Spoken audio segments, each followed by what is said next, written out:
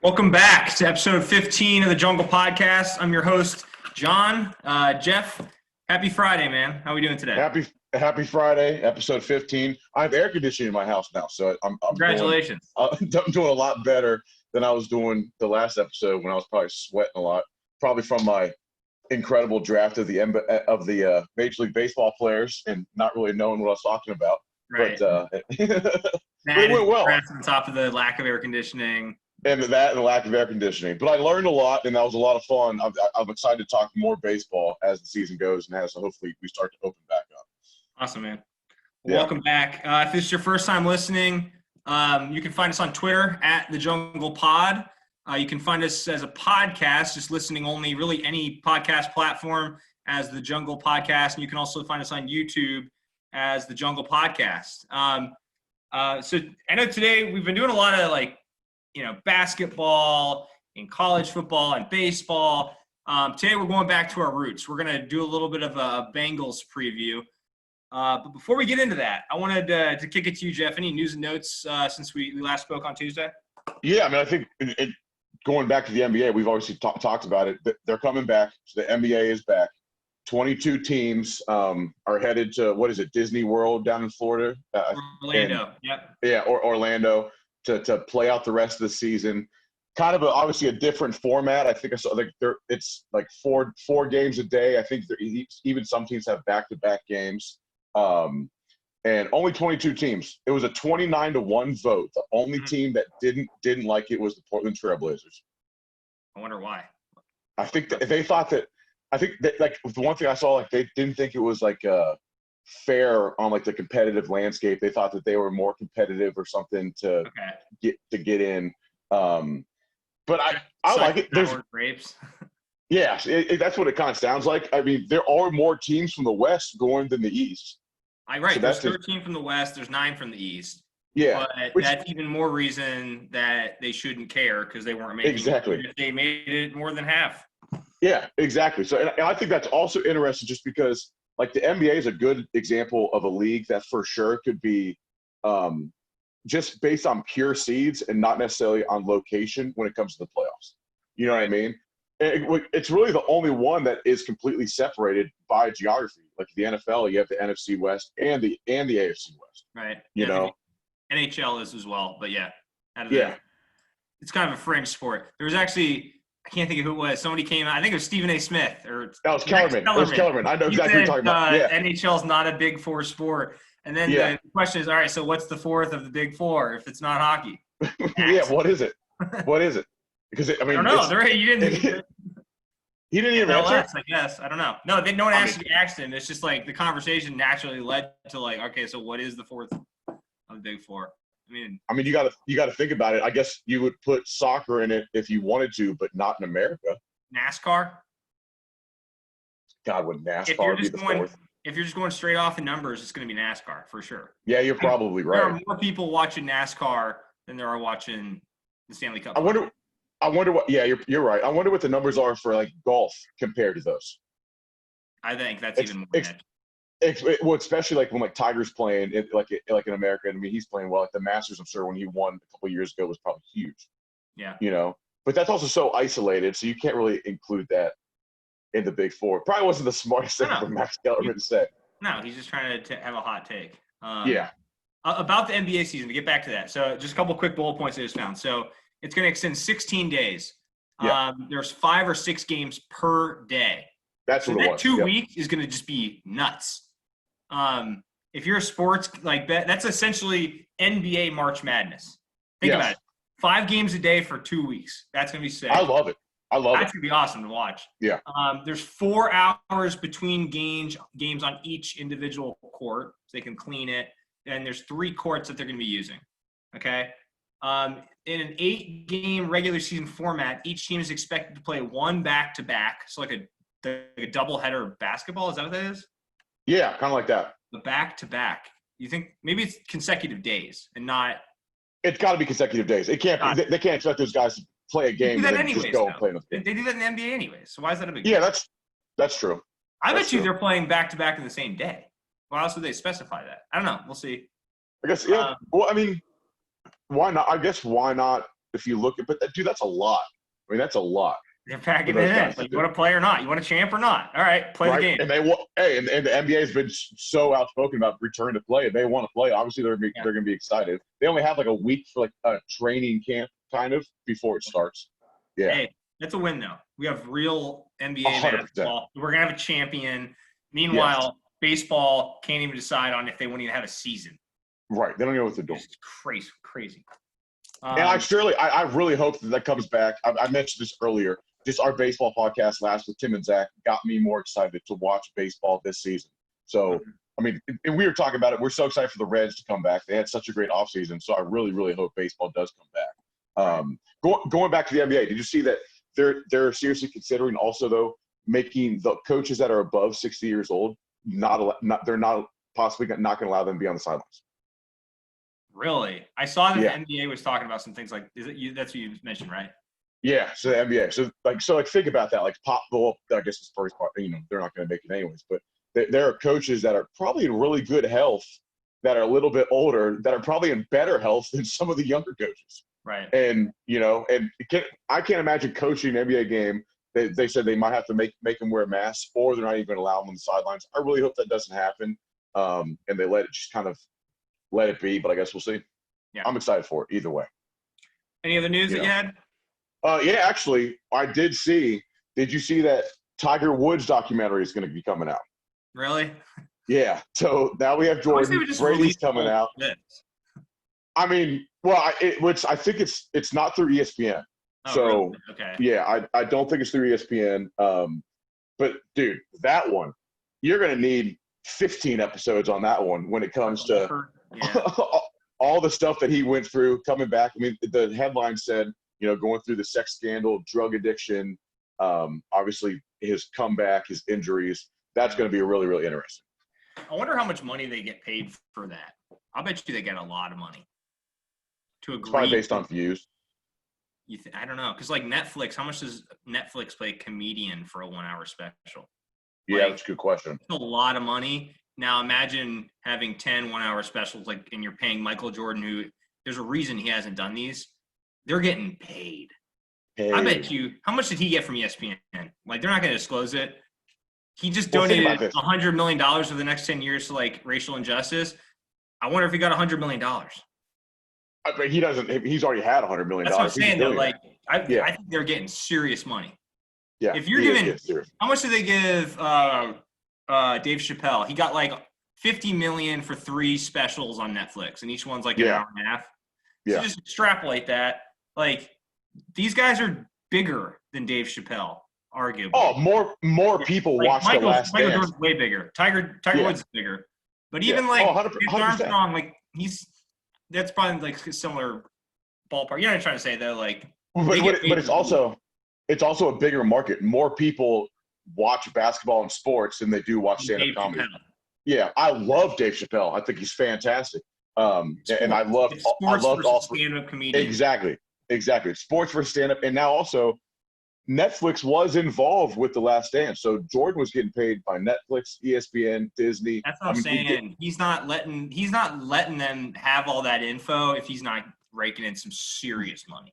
Serious cash, dude. He's not sitting on his couch enjoying talking to you, No. He doesn't it didn't look like he was really enjoying it. He doesn't want to be there.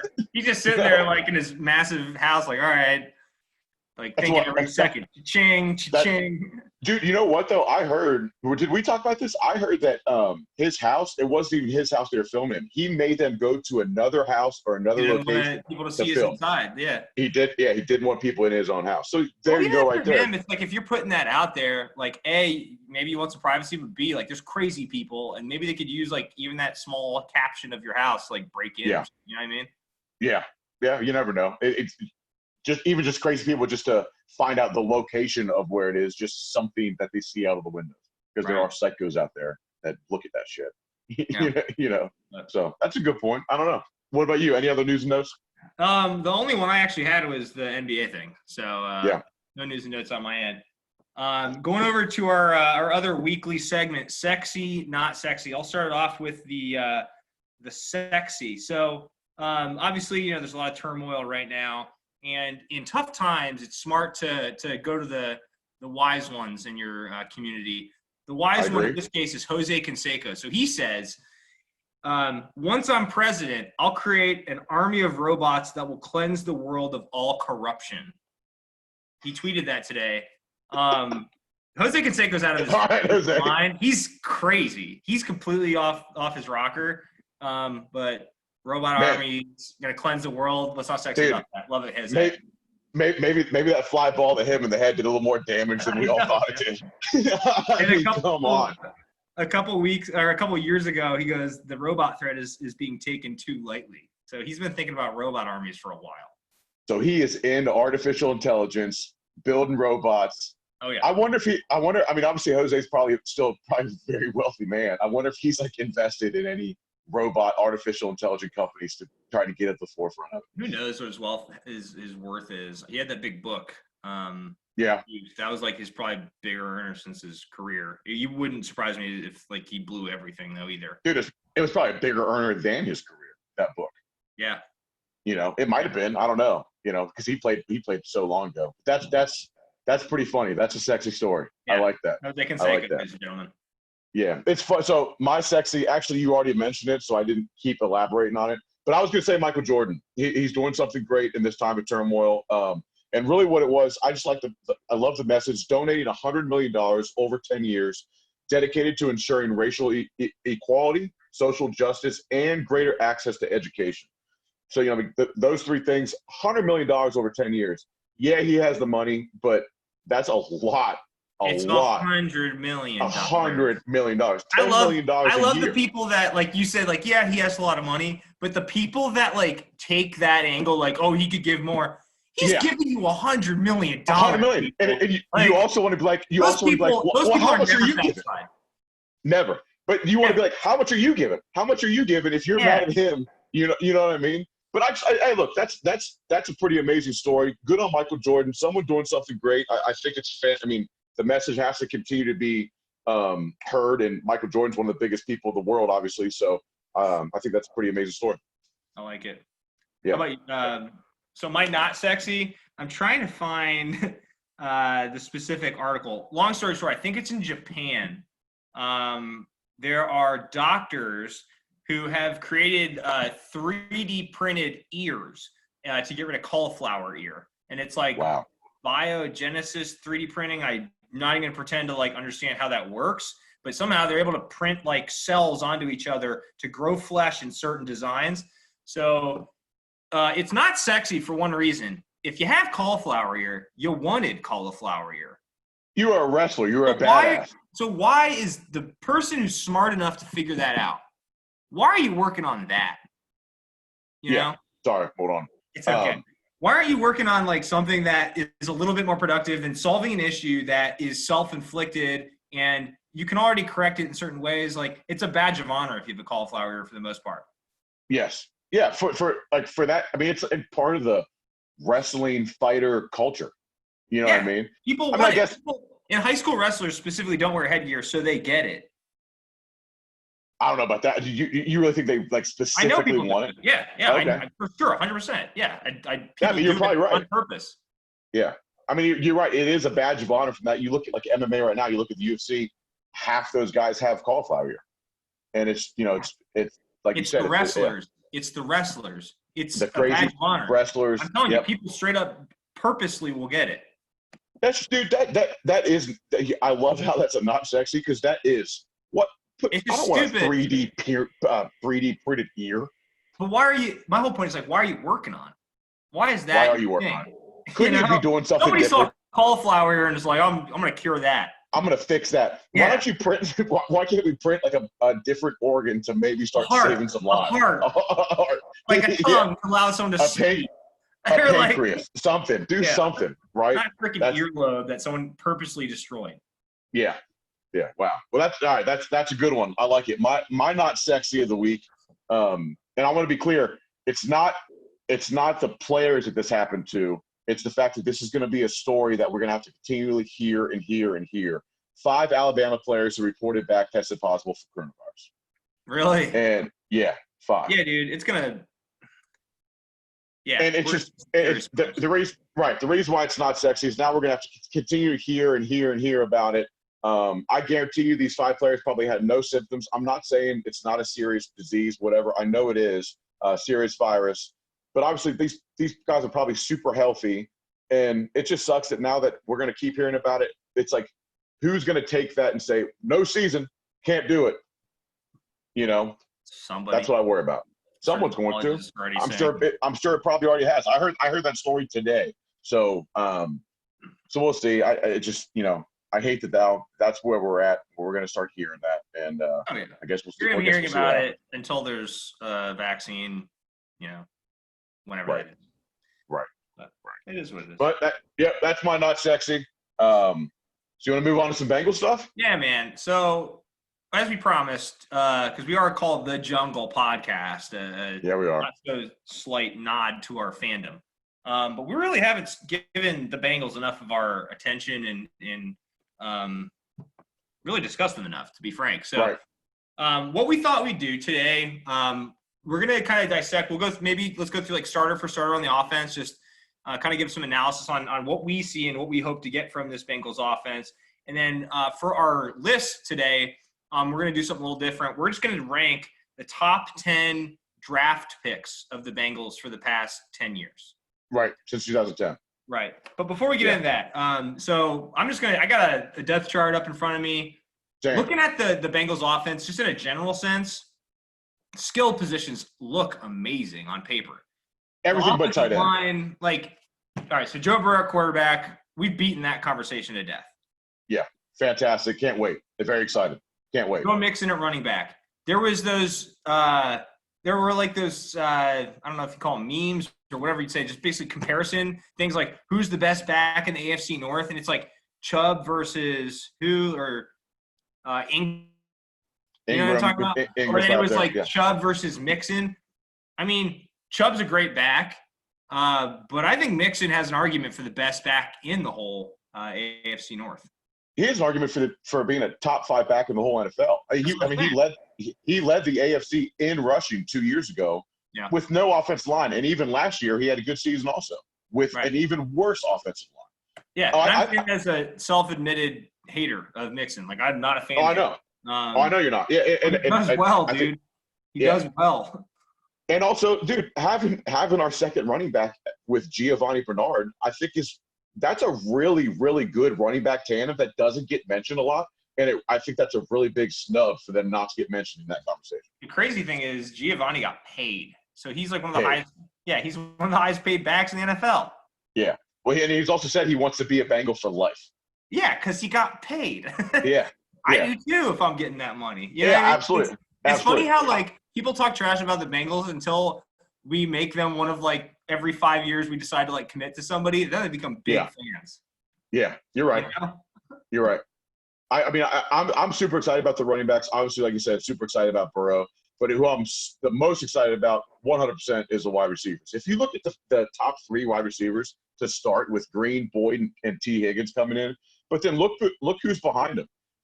John Ross, I'm not a huge fan of just because liability purposes and just availability. I want to give him the benefit of the doubt for as much as I hate on him. And wait till I get my worst 10 draft picks next week. I guarantee he's going to be on my list. But if he's my 4th receiver with his speed, I'm not hating on that. That's pretty happy about that. Should be. You shouldn't take him in the first round, but he is a 4th receiver. He's a trick. Yes. And then you have Auden Tate, who's a huge 5th receiver, could very well be a 4th receiver, probably even a number 3 receiver on some team. For sure. Absolutely. And Alex Erickson. Love him. He's productive. He's productive. And that's he's also a great returner. On the list. So, AJ Green, Tyler Boyd, T. Higgins, John Ross, Auden Tate. He's the 6th name, and he's not bad. He's a pretty decent little slot receiver. Well, plus, don't discount his play on special teams. He's a good returner. You can put him back, and he can return everything. You know, and he does he's one of the better at that role. At punt returns, if you look at the stats, he's good. He's in good company. Yeah, when you go from quarterback to wide receiver, I think it's a team that you got to be super, super excited about. But tight end, dude, when I opened up the depth chart, I was like, this is brutal looking. Well, brutal. The funny one, so it's CJ Uzomah, Uzama. Yeah. Who, good for him for working himself to that point. The funny one though, isn't Drew Sample? So Drew Sample's the backup. Isn't that the guy Second round pick took last in the year? second round? And the analysts on like NFL and ESPN, they didn't even have highlights queued up because they didn't think he was have highlights. Day 3. Dude, his first tweet after he got drafted was "Avengers is the best movie I've ever seen" or something like that. He was at the movie theater. You know, his agent was probably trying to call him and say, "Drew, the Bengals are taking you the second round." He was probably thinking, "Who is this that's messing with me right now?" There's no way. Top 10 worst draft pick. I mean, dude, I've thought about it. I'm probably going to put it there. I think he is. I don't want to necessarily hate on Drew Sample, but it's like, dude, no. If you're going in the second round and you're our backup, you better produce. You're getting hated on. Like, you better do something. Give me a reason not to hate on you. You're right. I'm going to give you reasons to hate on him. He only played 9 games. He had five catches for 30 yards. That's it. And I'm pretty sure he was drafted as like a blocking tight end. I think he was like really good at that in college. Which he went to Washington. He went to Washington, by the way, which took me a while to find out because, like you said, when he got drafted, it was literally like they looked at Trey Wingo and in their ear they were saying, "Trey, we don't know who the hell he is either. Trey. Talk about Tyler Eifert and his injuries. We'll go to commercial. Next pick will be up when we come back. Don't even worry about it." You know, that's what it really seemed like when I was watching the draft when Drew Sample got picked. So we're really lacking at tight end. Area for improvement. We've drafted 2 in the first round in the past 10 years. Neither's on our team. Neither other team. And actually, aside from, one obviously really good year with Eifert, he had unbelievable potential, but unfortunately availability, which is probably arguably the most important asset for an NFL player. That stability is availability. He didn't have it. No. Didn't have it. And I liked Gresham a lot too. It's just, but he wasn't like a all-time tight end for the Bengals. He belonged on our college list. He doesn't belong on it. Like, no. Impress me. We're hurt. Dude, we're hurting at tight end. Really hurting at tight end. In our offense, they better be blockers. Or they just we have so many receivers, just put the receivers on the field and don't play a tight end. Well, what's really nice is going back to the receivers, look at the size you got of wide receivers. T. Higgins is a big guy. Auden Tate is a big guy. Stacked. We are stacked at wide receiver. Homer. I am. But we could have the best receiving core in the whole dang league. Like, Tyler Boyd produced last year. AJ Green come back healthy. He's a big-time player. T. Higgins is a big-time player. We'll talk. I'm going to talk more about him a little bit later. But okay. All right. Good. Yeah. I was hoping that he was going to be on your list, so I guess we'll see if he is. He is. I'm telling you right now. Doesn't necessarily mean that he's on my list, but I thought about it. But I'm glad that he is. I agree. He could easily become the number 2.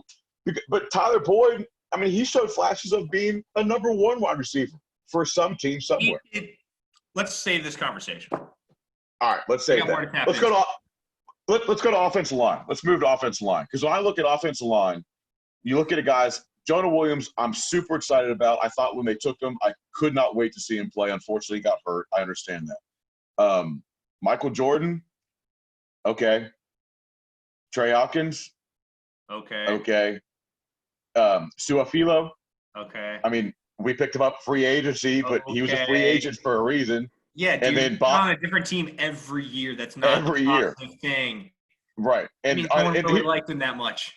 And here's the interesting part is instantly you look at our depth chart, he's the starting right guard right away. That's how poor our depth is on offensive line, is we pick this guy up who's been traveling to different teams, and he's instantly the starter. And then Bobby Hart. Dude, we signed Bobby Hart to that deal. What did he get paid? He's making $7 million a year or something like that. And I think there was literally a stat at one point in time when he was ranked like 70th out of the starting tackles in the NFL. There's 32 NFL teams. So that means that there's 64 starting tackles, and he wasn't even ranked in the top 64. Yeah, so this is the bad thing about the team. It's like we have such great talent. We didn't address the line. I know they obviously rely, like they're hoping these guys improve. And a lot of them are young. Yeah. And that's not asking too much. Like, I think it's reasonable. But Yeah. I think we could have – what they should have done, they needed to go get just get one older guy who's been successful. He doesn't even need to be like a perennial Pro Bowler. Just something that's like, who's going to calm down that group? Maybe it's Trey Hopkins, who's like been on the team since 2014. But if that's your leader on the line, let's talk about ceiling. Jonah Williams' ceiling of being a perennial Pro Bowl left tackle. He has everything you look for. There's a reason why he went where he went. What position did we take him in the top 10? 11th or 10th or 9th? It was in the teens, but first round draft pick. But he was widely regarded as one of the best tackles, if not the best tackle in the whole draft. 100%. Yeah. Out of Bama. He's the guy that really I'd say by far most of the pressure is on. We took him at 11 overall in 2019. 11. That's no small peanuts. So no. Jonah Williams at left tackle, Michael Jordan at left guard. We took him, I think, third round or something out of Ohio State. Fourth round out of Ohio State. Fourth round. Yeah. Billy Price, our first overall pick from Ohio State also, he just can't even find the field. He's got Back up. And Trey Hopkins. He's got two scrubs. They're scrubs. They're scrubs. Yes. Yeah. And he's getting beat out. Dude, have some freaking respect for yourself. And then interesting thing I just noticed, I didn't notice before, the right guard backup is Isaiah Prince. Isaiah Prince, Billy Price, and Michael Jordan, they were 3 starters on Ohio State 2 years ago, and 2 of them now are in our 2 deep, or 3 of them are in our 2 deep. That's not good. It's not good when one college has your 2 deep at 3 positions on your offensive line. At 3 positions. Yeah. I can't say too much about Bobby Hart. I can't say anything about him, Fred Douglas, O'Shea Dugas. These guys are all no names. When we only have the one rookie, Hakeem, what is it, Adeniji? The kid out of Kansas. And then, it's so 6th round. As far as I know, he had a pretty good college career. Obviously, he got drafted in the 6th round. I think he was an all Big 12 selection, maybe even 2 years in a row. But, dude, that is really, really poor. There's 2 things that stuck out to me when I looked at this. I love the Bengals draft. But then when you look at it and you look at tight end and you look at offensive line, it's kind of like, guys, we could have taken someone, somewhere there to address that. True. But what if AJ's not here next year? Right. That's why. Right. Yeah. You're right. And it's a nice, I get it. But I'm also, I think T's a good pick. I think you have to. I'm not talking about the T. Higgins pick. I love the T. Higgins pick. But I think even I like the Logan Wilson pick, the linebacker, and I like the kid that they took in the 4th round. But it's also at that point in time, there were some really good offensive linemen still available. There was probably some really stud tight ends. I'm pretty sure. I mean, wasn't the kid out of LSU, Thaddeus Moss, the Randy Moss's son? Why we didn't sign him? He was Joe Burrow's guy, and he's Randy Moss's son. Why we didn't reach out to him first? I can't think of where he went. Maybe the Dolphins? No, he went to the Redskins. He went to the Redskins, and they asked him why, and he said they're the first team that reached out. I was going to whoever reached out first. That's where I was going. The fact that that's not us is just it's mind blowing. Mind blowing. What that happened? I just no one there, and I don't care that you didn't get drafted. He's Randy Moss's kid. We have first round picks who aren't even in our 2 deep. And we have a quarterback who we took first overall who knows him, has thrown touchdown passes to him, won a national championship with him. And the Heisman. He's a national champion winning tight end who played big time. Was a big integral part to them winning the national championship. It's so Bengals for us to not get that. It's such an obvious thing, and you could have had him. You just didn't act. It's like I said, I love the draft, but then when I looked at this, I'm like, shit, man. Look at all the holes on the offense. Once you get past just the wide receivers and obviously quarterback, running back, but that's not going to win. It's not going to win enough games for us to get back to the playoffs. It's just not going to happen. So those are the bad picks. Let's talk about some good picks that we've had. All right. So I've got my top 10. I'm going to go in descending order. I'm going to start it off. So we're giving you just a reminder. So the past 10 years, so since the 2010 draft to qualify. Yes. Right, Jeff? Yes. Starting with my 10th for the Bengals only here, guys. So 10th overall, T. Higgins. Got him in the 2nd round in the 2020 draft. He had, if you've watched any of these Clemson games, every year it seems like there's a different one. every 2-3 years they're putting out somebody, whether it be Sammy Watkins or I'm blanking on like the receiver I ranked as the top one in the NFL who's on the Cardinals. DeAndre Hopkins. DeAndre Hopkins. Yeah, thank you. But like they're putting these guys out at like an unprecedented rate. Higgins, like out of all those ones, Sammy to me was the most impressive of all the Clemson receivers. Now DeAndre's done bigger things, but I'm talking about in college. Right. Yeah, coming out of college. Would be my number 2. Higgins, we're lucky that he fell to us just because he was regarded as like, one of the most competitive draft classes for the wide receiver position. There were just so many good ones all at the same time. But the fact that we got him in the second round, he's a big body receiver, and he might not have like the burner speed, but who's your number 1 receiver in the league? Mike Thomas. He seems to be doing all right. Pair him with a young quarterback. Like it kind of goes back to when in 2011 we did AJ, then we did Dalton. We just did the same thing in the reverse order. And I think both of them have Pro Bowl potential. He's my 10th pick, best pick in the past 10 years, getting in the second round. Yeah, I like that. I think he's going to be very, very good, big body guy, like you said. As long as he runs really, really clean routes, which seems like he does, he doesn't need that speed, which I also like about him. He's not on my list, but which I also like about him is he was excited to come play with Joe Burrow. Right. So they're going to have chemistry. The best part about him is you said, you saw his favorite player growing up was AJ Green. AJ Green. That's sick. That's so cool. And that's awesome. Maybe that kind of, I don't know. Like obviously we have Tig on T on a rookie contract, but maybe like that kind of thing could help AJ come back. Yep. Clemson, South Carolina. AJ's from South Carolina. There could be a little bit camaraderie there. Yeah. How about you? You got 10. So my number 10 is actually it's a guy who hasn't seen the field yet for the Bengals, but it's Jonah Williams from Alabama. I like that. Yeah. I can't wait to see him play. We already talked a lot about him, so I won't beat a dead horse here. But I think he has 100% the ability to be a Pro Bowl tackle for a while in this league. Hopefully he's completely 100%. Healed up, which everything says that he is healed up. His pass blocking percentage in college was absurd. Yep. And get him healthy, have Joe Burrow behind him. I think he's going to show a lot of people that pick when they took him in the first round 2019 was very, very warranted. So I got to have him on my list. He's number 10 for me. I like it. And that's one of the other things. Like when I was making this list, I'm like, all right, so like some of these, like, yeah, they're a great player. Duh. Obviously they're going to be on your list. But it's also like, you got to live up to it. And then like when I'm saying like best pick, yeah, he was the easy, obvious pick, but it was a good pick. Right. Like it filled the need. There's a couple different ways to kind of look at it, at least that I thought of when I was. Well, I agree because sometimes it's like, well, he got taken in the first round. Obviously, it was a good pick, but that's not always the case, right? A lot of first rounders miss, and a lot of people take first rounders when they didn't need that player. I think the Raiders, they took Henry Ruggs, great player, right? But look at all the wide receivers that they left that were probably graded higher and maybe would be a better producer. It kind of seemed like they took him and kind of like the John Ross thing that the Bengals did. Pure speed, right? Darius Hayward Bay. Yeah, there you go. So he's my number 10. You want me to go to 9? Sure. So my number 9 is actually Carl Lawson, 2017 4th round pick. I like that. I don't have him on my list, but I wrestled with that for a long time. Yeah.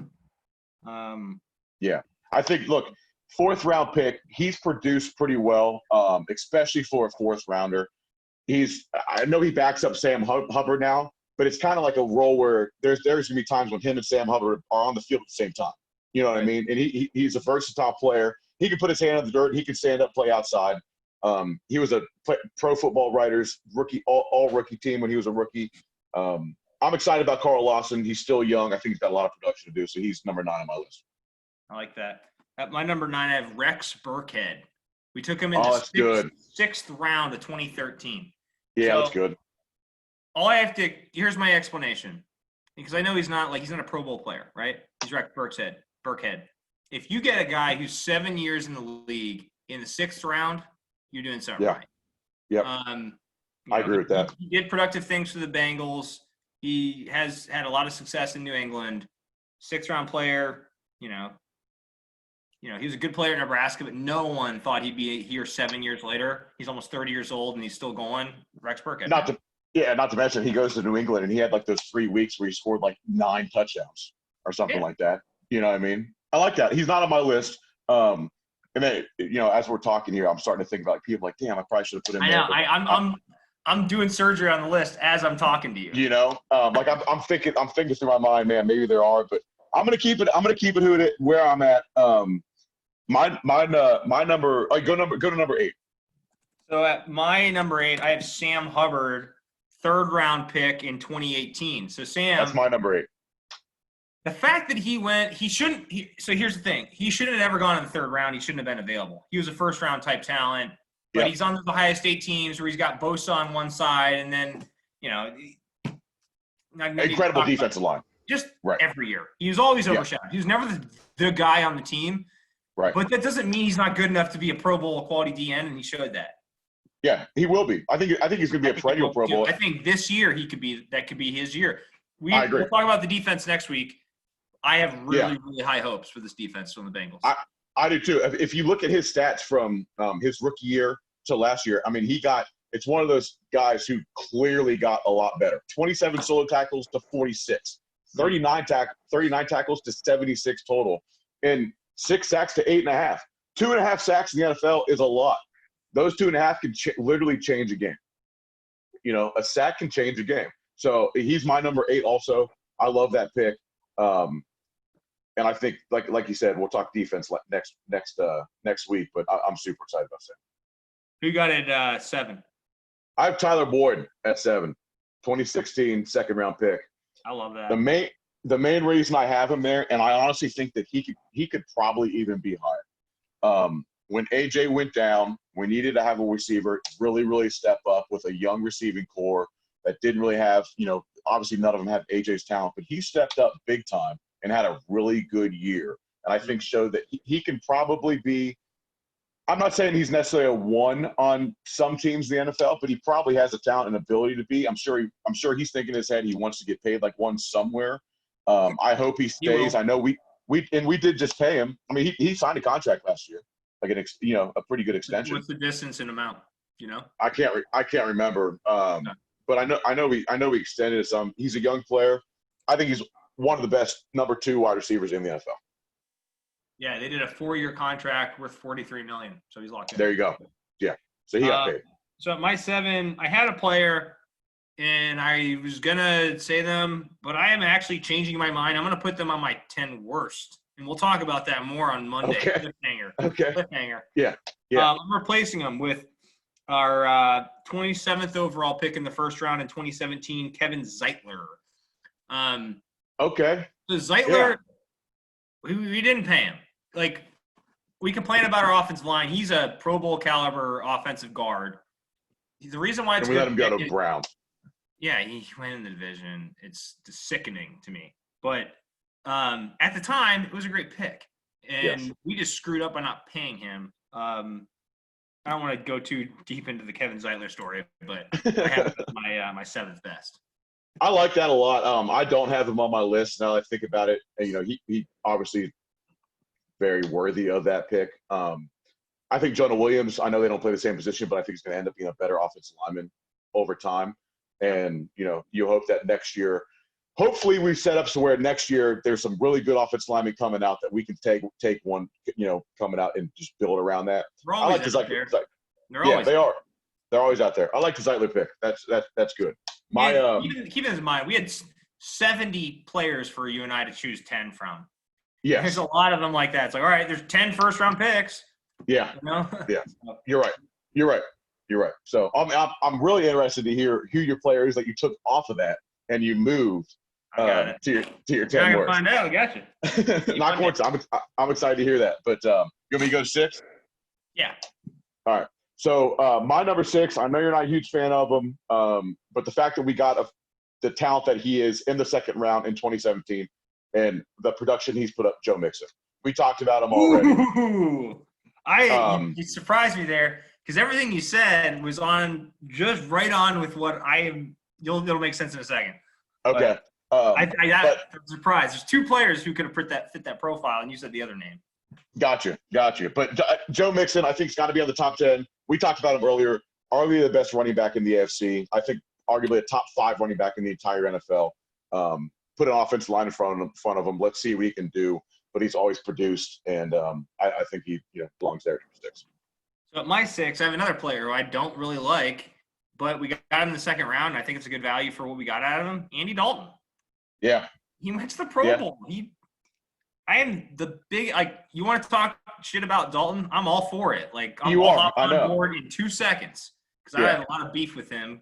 But all things considered, like he did pretty well for a couple of years. Like I agree. When he's bad, he's as frustrating as any player I've ever watched in any sport. Yes. But considering that we got him completely clean slate, he took us to the playoffs for the first 4 years of his career in a row. I'd say it's a couldn't win one. Second round. Couldn't win a damn game. All right, but like how many teams drafted quarterbacks in the first round who aren't even in the NFL? No, hey, look, I agree with you. He's a name that once we started talking, and you mentioned him earlier, he's not on my list in top 10 at all. Not on it. And I'm the hater. Okay, Jeff. No, I'm not saying I'm not the hater. I am hating on him, obviously. I'll jump on board there. I also should mention that everyone on my list is still a Bengal. So I don't have anyone that's off the Bengals. Or anyone like that. I have a couple. Right. So, two, but yeah. But you'll wait and see. Yeah, but I like that pick. Instantly, when you said his name earlier, I was like, "Damn, he should probably be top 10." I get it; he should be. He had some good success. He had the 1 year where he started off with like MVP numbers. He really did. It's just like the way that I looked at it. I kind of thought, who's still with us? And like you said earlier, who hasn't frustrated me so much? And the frustration around Dalton. As much as there are with things I'm a fan, I think the Dallas Cowboys got the best backup quarterback in the NFL now. But he didn't make my list. So, all right, I like him at your number 6 there. Who's your 5? AJ Green. So 5. 5th best draft pick. AJ Green in the past 10 years, he's our 5th best. It was too obvious. Now he's the best player, maybe. He's the 2nd best player. But as far as like quality of draft pick, I'm not going to give you points for doing the if you hadn't taken him, you're an idiot. I'm not going to reward you for that. 5th best. Okay, so I have him higher on my list. I'm shocked. Yeah. I'm shocked.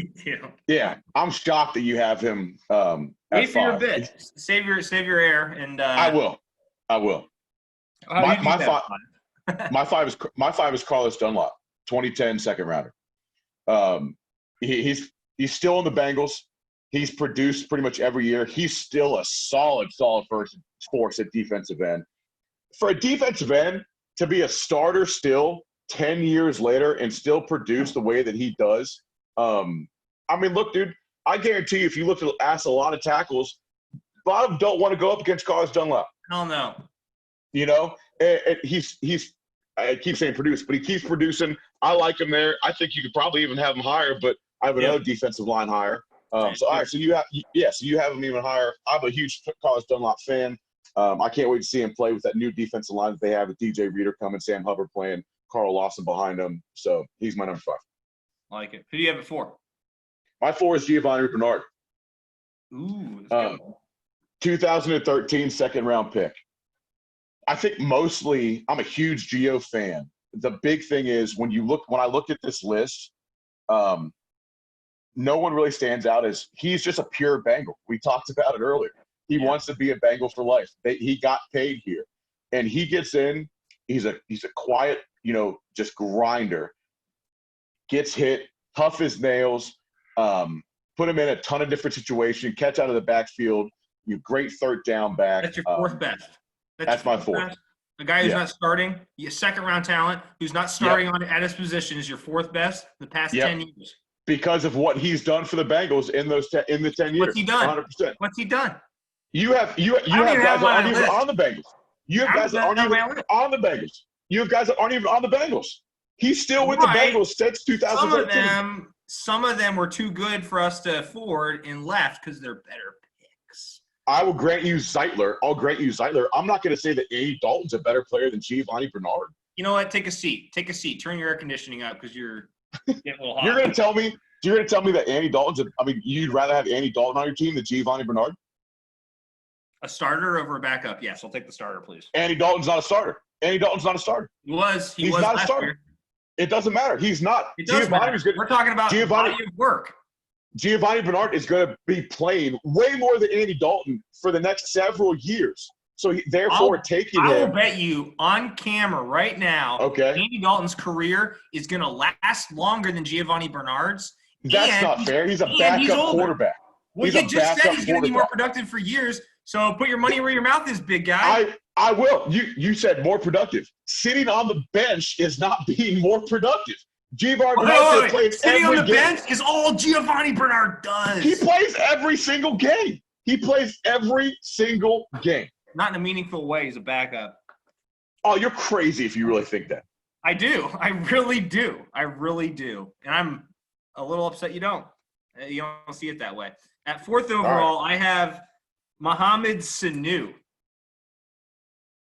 He's not even on the Bengals. Why do these guys have to be current players? We're talking about they don't. The premise of the draft is who are the best 10 draft picks of the past 10 years? A guy who got $75 million from the freaking Falcons that we drafted in the 3rd round. Yeah, and he's 30 years old. I think that's a pretty good player.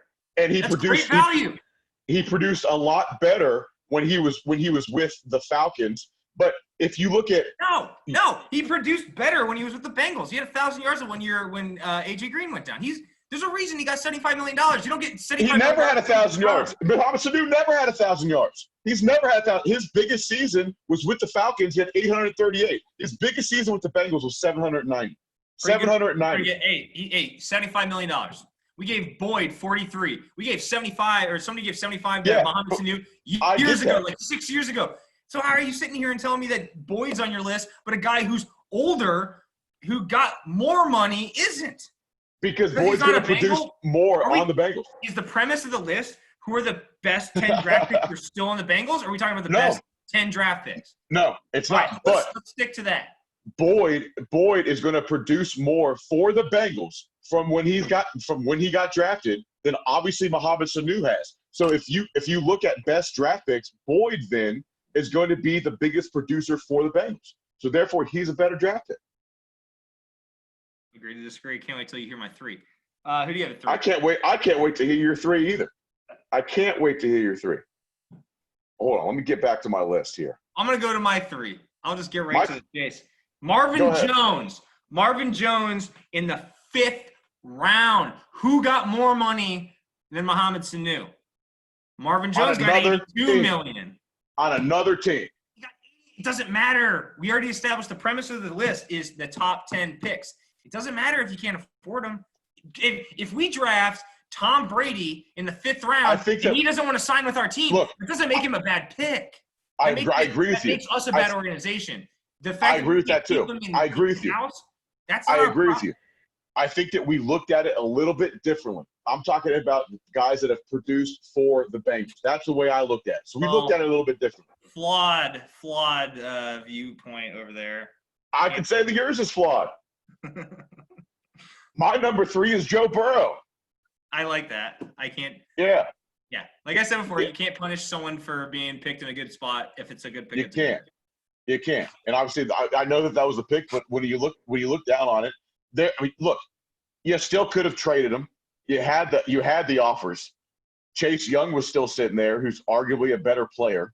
But yeah, my number 3 is Joe Burrow. I think we can obviously probably know who my 2 and 1 are. I probably know who your 2 and 1. Oh, I don't know who your 2 and 1 are. I have Carlos Dunlap. Okay, I like that. Well, I know who your 1 is probably then. Most batted passes, most batted down balls in the league since 2015. Dunlap. Yeah, there's names like JPP, Ogba, Sue, Cameron Jordan. You know who leads the list with 33? He has 9 more batted down than Cameron Jordan, who has 2nd. 9. That's pretty awesome. Carlos Dunlap. We got him in the 2nd round. You know why so Carlos Dunlap, if you remember him coming out of Florida, he was mouthy. there was like I think he grabbed some guy's like balls or something in a scrum one time. There was Dude, a lot of like negative stuff around. He's a badass, man. There's a lot of negative stuff. Like you don't want to mess with him. And I remember watching like when he used to play back on. He was on like those 08 Florida teams. Like you didn't want to mess with Carlos on that. No. He fell, but the fact that we got him in the second round and he's everything you said to bet like to kind of pile on that. Everything you said from a second rounder, and he's literally an elite D end. That's their second best pick of the past 10 years. I'm not mad about that. I'm not. Obviously, he was on my list. He was my number 5, and I think his longevity has obviously served as well. His availability has been up there. That batted down stat is very good. 9 more is crazy. That's 50% or basically 38% or 40% of the second place. Yeah, especially think about. I mean, the other names on that list that you mentioned, like Cam Jordan is as elite as it gets. He's a perennial Pro Bowler. Yeah, he's regarded as like we could have put him on our best DN list. Like he could easily. I couldn't argue if you put him on there. 100%. No one's putting Carlos. No one is putting Carlos. Imagine if he played on the Patriots or on the Packers or on the Bears or on any like real big market that really gets behind their guys. Niners. Dude, he's making so much more money than he is. Yeah. Yeah. You're probably right. Well, my number 2 is Geno Atkins. I have Geno as my number 1. See, I knew he was going to be your number 1, and I don't disagree with you there. I wrestled with 1 and 2. My number 1 is AJ Green. Yeah, I figured. And we talked about him a lot. Well, yeah, what was that? 2 episodes ago when we talked about the wide receivers today. When you look at his production that he's put up, what was it? He was 34 yards away from being the first receiver ever for 6 straight seasons for 1,000 yards, only next to Randy Moss, who did it for 5. And then the next season when he came back, he put up another 1,000. He's the face of the Bengals. I know we only franchise tag him. I hope that he comes back. Maybe Joe Burrow's the face of the Bengals now, but I would still say that AJ Green is. Geno Atkins. I'm going to push back on you a little bit. Why is he ahead in your mind? One's a first round, one's 4th overall, one's 4th round. Why? I'd say both premier players of the position. Geno I think Geno has more respect right now. Why is he ahead of? Would you put Geno as your would you put him as your like top 5 or top 4 defense tackles in the NFL? 100%. 100%. I'm not saying I wouldn't, but there are people that wouldn't. There's no ability like availability. He doesn't get hurt like AJ has. Yeah, I agree. But I would say that we've probably won more games because of AJ Green. And I can't argue that, but it's hard to so measure. Therefore, he's number 1. Defensive tackle, isn't it, Jeff? I agree. Look, I was a defensive tackle. Obviously, nowhere near that. But I will agree with that. He does disrupt the game. When I put AJ at 1 and Geno at 2, I kind of did it really fast. And right after I did it, I paused before I put down Joe Burrow because I kind of worked the one up. I was like, maybe I should flip that. Maybe Geno should be 1. And I was like, screw it. I'm going to leave it. Just also a lot based on because of how much we talked him up 2 episodes ago. We need to do, because of that, I think a good list that would be good for us to do would be then top defensive linemen in the league. Top defense tackles in the league. In honor of the D linemen out there. Yeah, sure. That's right. That's right. So you had a great list, except for Marvin Jones and Mohamed Sanu being part of it. Other than that, great job. Something I did want to note while I was looking at some research. So 2010 and 2011, those 2 years, the Bengals drafted 5 Pro Bowlers. Since then, we've drafted 1 Pro Bowler. It was Tyler Eifert, who we took first round in 2012. We haven't drafted a Pro Bowler since 2013. Wow. Come on. Wow. We haven't drafted a Pro Bowler since 2013. You want to know why we sucked the past 5 years? You just got your answer right there. John Ross, are you here? That's why. That kind of crap. If you go back, go on Wikipedia, they got like a Bengals draft thing, and I don't know that I knew it was bad. I didn't know it was that bad, but it is bad, dude. Correlates. Like we don't build through free agency until this year, apparently. Right. That is a direct correlation with 5 Pro Bowlers in 2010 and 2011 make the playoffs 2010 through 2015.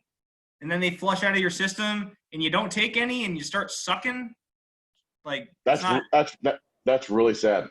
It's not rocket science. Like, we just Yeah. made a lot of bad choices. That's really sad.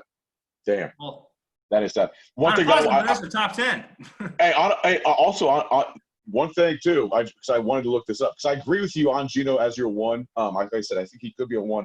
An interesting fact: out of the top 7 paid defensive tackles in the NFL, the Bengals now have 2. I'll never complain about that. Yeah, me either. You build it from the inside out. Yep, me either. I think that's really something fun, like awesome to build on. So we'll talk more about the defense next week or on Monday. Yeah. I'm excited for that one. Yeah, I'm actually thinking that one's gonna be more fun. We're gonna do a defense preview, and then we're gonna give you our 10 worst. And there's a lot more material than all the best. Because the best literally took 2010 and 2011. That's pretty much it. Yeah, you just said it. That's insane. Yeah. Well, good. Hey, look, I like your list. I know we interpreted it a little bit differently. Looking back, I kind of wish I would have interpreted it the way that you did it. But I'm standing by mine as Bengals now. I'm not giving you the dub. I'll say this: all 10 of my players that I mentioned, they're still Bengals. So I like my list. I like that. I'm out. like that. Yeah. Right, that's episode 15 in the books. I keep checking what episode it is. Yeah, 15. 15. We'll be back Monday, maybe Tuesday, depending on some scheduling conflicts. But yeah, man. Glad to wrap up another one, and we'll talk to you guys in a few days. Yeah, man. Have a good weekend. All right. See you guys.